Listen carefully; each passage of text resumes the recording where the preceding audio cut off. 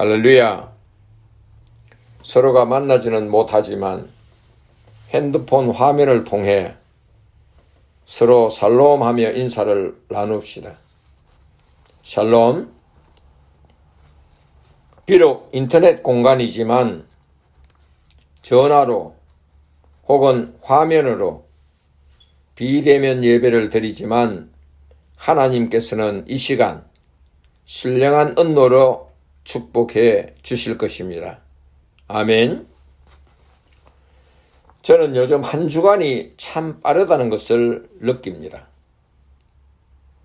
한국 시간으로 주일 설교를 오전 9시에 인도하니까 미국 시간은 토요일 오후 5시가 됩니다. 한국 LNCI에 주일 설교를 하고 나면 그 다음 날이 미국의 주일입니다. 그러니까 두 날의 주일을 맞는 기분이 듭니다. 미국 주일이 지나면 새로운 한 주간이 시작되는데 그때마다 고민이 하나 있습니다. 돌아오는 주일 설교는 어떤 말씀을 전하지? 아마 목사님들은 다 이런 고민을 한두 번 했을 것입니다. 저는 설교 본문을 주로 산책하거나 아니면 묵상 기도를 하는 가운데서 제목을 봤습니다. 오늘 본문은 산책하는 중 공원의 나무들에게서 얻었습니다. 이런 봄에 나온 어린 새싹이 날마다 조금씩 자라더니 이제는 제법 어른스럽게 자랐습니다. 길 좌우 녹색잎이 봄바람에 넘실대는 것을 보니 나뭇잎들이 행복한지 춤을 추는 것 같았습니다. 나뭇잎을 향해 말을 걸었습니다. 너는 언제 이렇게 자랐니? 밤중에 자랐니? 아니면 온종일 조금씩 자랐니? 너는 하나님께 참 잘 순종하는 것 같구나. 그래. 너가 날마다 조금씩 자라서 이제는 너 주위를 녹색 물결로 만들었구나. 너의 모습이 변하듯 나도 변해야 하는 건데 혼자 중얼거리다가 다가오는 주일은 변화에 대한 말씀을 준비하라는 영감인가 보다. 그리고 보니 어른스럽게 자란 나뭇잎이 설교에 힌트를 주었네. 나무 잎사귀 하나를 쓰다듬으며 고맙다 하면서 오늘 본문을 설교하게 되었습니다. 오늘 본문을 다시 한번 읽습니다. 로마서 12장 2절의 말씀입니다. 너희는 이 세대를 본받지 말고 오직 마음을 새롭게 함으로 변화를 받아 하나님의 선하시고 기뻐하시고 온전한 뜻이 무엇인지 분별하도록 하라. 바울은 본문에서 두 가지를 강조하고 있습니다. 하나는 이 세대를 본받지 말라. 다른 하나는 마음을 새롭게 하여 변화를 받아라. 오늘은 이 두 가지만 생각해 봅시다. 첫째, 이 세대를 본받지 말아야 하는 이유는 예수님께서 마태복음 17장 17절에서 말씀하셨듯이 이 세대는 믿음이 없고 패역한 세대라고 했습니다. 믿음이 없으면 우리는 어떻게 될까요? 히브리 기자는 히브리서 11장 6절 상반절에서 믿음이 없이는 하나님을 기쁘시게 하지 못하나니라고 하였습니다. 교회에 다닌다고 하면서도 하나님을 기쁘시게 할 수 없다면 믿음 있는 자라고 할 수 없습니다. 믿음이 있으면 매사에 하나님을 어떻게 기쁘게 할 수 있을까 고민하여야 합니다. 그래서 믿음 생활을 잘하는 사람은 교회에서도 무슨 일로 봉사를 할까 찾아 나섭니다. 믿음 없는 사람은 특징이 있습니다. 하나님을 기쁘게 하기보다는 자신을 기쁘게 합니다. 모든 것이 자기 중심적입니다. 자기가 만족해야 하고, 자기가 출세해야 하고, 자기가 소유해야 합니다. 소유한 모든 것에 내가 주인이다라고 말하는 사람은 자기에게 주어진 모든 것이 다 자기 것입니다. 이웃과 나누려고 하지 않습니다. 세상적으로 보면 욕심쟁이이자 각종 욕망에 사로잡혀 있는 사람입니다.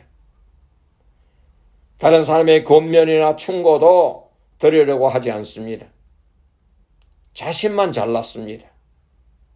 예수님은 이런 사람들이 모여 사는 사회를 믿음이 없고 패역한 세대라고 하셨습니다. 오늘날 사회를 한번 돌아보세요. 개인주의, 이기주의가 판을 치고 있지 않습니까? 자식들은 부모님의 말씀도 잘 듣지를 않습니다. 물론 선생님 말씀도 잘 듣지를 않습니다. 자녀들이 잘못했을 때에 불러서 타이르면 고리타분한 이야기는 그만두라고 합니다. 내가 알아서 한다고 합니다. 오늘날은 부모님의 세대와는 다르다고 합니다. 생활하는 방식도 바뀌었다고 합니다.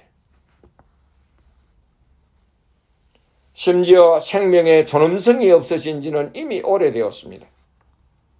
신문과 TV에서 보도되는 내용을 보면 매일같이 아무 이유 없이 억울하게 죽음을 당하는 살인 사건이 도처에서 일어나고 있습니다.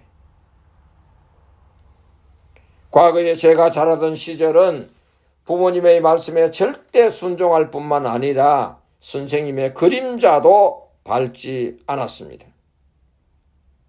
이런 말도 지금 젊은이들에게는 고리타분한 고전 이야기가 되어버렸습니다. 우리가 살아가는 이 세대가 비록 믿음이 없고 패역한 시대이지만 거기에 흡수될 필요는 없습니다. 거기에 머물러 있게 되면 내 생활 자체도 패역하게 됩니다. 타락한 세 속에서 빠지지 마시고 거기에서 탈출해야 내 영혼이 살아납니다.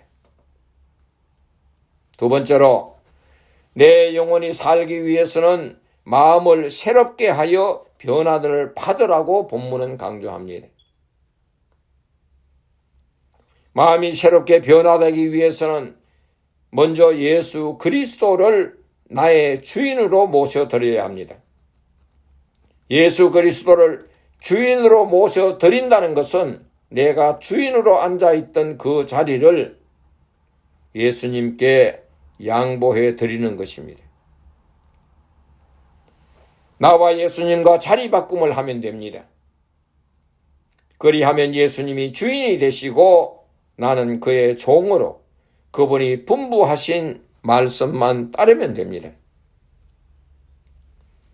이러한 생활을 하기 위해서는 예수님께서 보내신 보혜사 성령님을 내 안에 모셔드리고 매사에 성령님의 음성을 듣고 그분의 말씀에 따라 사는 것입니다. 지금까지 나의 일어난 모든 일은 항상 내가 결정을 했는데 내 안에 주인으로 모신 예수님의 말씀에 전적으로 따른다는 것은 쉬운 일이 아닐 것입니다. 그리고 성령님의 세미한 음성을 듣는 일도 쉽지 않을 것입니다. 그럼 어떻게 해야 하느냐? 우리는 기도해야 합니다. 기도해도 응답이 없다면 또다시 기도하시고, 어떻게 행동하는 것이 하나님께서 기뻐하십니까? 질문의 기도를 계속하세요. 그리하면 하나님의 응답은 당신을 평안으로 나아가는 길을 인도하실 것입니다. 그를 통해서만이 하나님과 깊은 교제를 할 수 있습니다. 시편 34편 4절에는 이렇게 기록하고 있습니다. 내가 여호와께 간구하매, 간구는 기도입니다. 내게 응답하시고, 하나님의 응답입니다. 내 모든 두려움에서 나를 건지셨도다. 아멘. 날마다 자신의 생활 문제를 하나님께 아뢰고 또 날마다 응답을 받고 살아간다면 행복한 하루를 살아갈 수 있습니다. 그러한 사람은 하나님 없이는 한시도 살 수 없다는 고백을 합니다. 현재 여러분들의 마음이 강팍하고 삐뚤어지고 고집투성이로 살아왔다고 할지라도 여러분 안에 성령님의 활동이 활발해지면 사단으로부터 받은 은고된 마음이 점차 치유되고 온유하고 겸손한 마음으로 변화되어 여러분의 남은 신생은 행복해질 것입니다. 항상 성령 충만한 상태의 마음을 유지하십시오. 그리하면 날마다 하나님을 만나는 기적을 체험할 수가 있을 것입니다. 어떤 기적의 체험이냐? 본문은 이렇게 말합니다. 하나님의 뜻을 분별하게 됩니다. 사건마다 하나님의 뜻을 분별할 수 있다면 그 사람은 영적으로 성숙된 자입니다. 그리고 그 사람은 예수님께서 말씀하셨듯이 믿음이 큰 자입니다. 둘째는 하나님께서 원하시는 선하심을 분별하게 됩니다. 여러분, 하나님의 원하심이 무엇이라고 생각합니까?